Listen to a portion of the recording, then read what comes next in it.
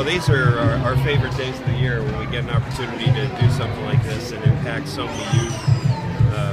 If you saw this basketball court beforehand, it was amazing that it was still playable, to be honest with you. And with our partners at Chase Bank, we have the opportunity now to go up throughout Central Florida and refurbish these courts.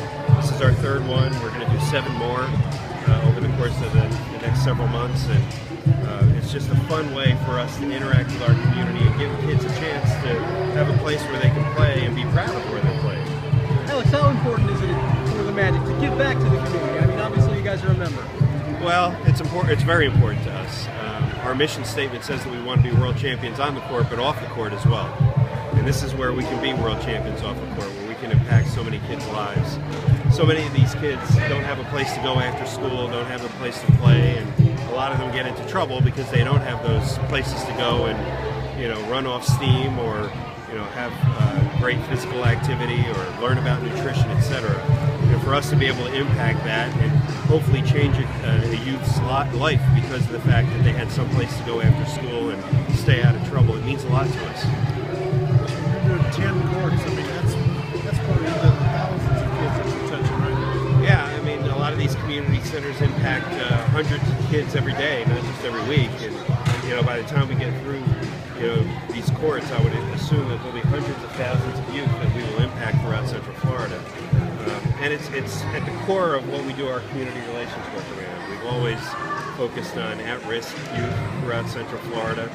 Whether it's building the 5 community gyms as part of the process to build the Amway Center, or the $18 million that we've raised for at-risk youth through the Orlando Magic Youth Foundation over the last 20 years.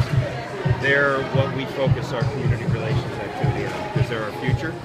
And there's so many kids who need help, and we really focus on them to try and change their lives through our community relations activity.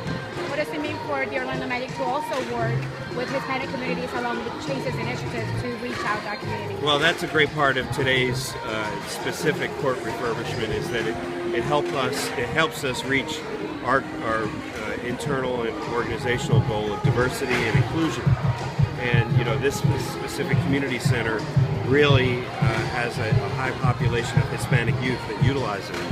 And whether it's through targeting and ultimately helping those Hispanic youth in something like this, or through our Noche Latina activities, during the course of the season, where we bring awareness to our Hispanic fan base, or through the many community relations activities that we do during the course of the year that specifically target our Hispanic community.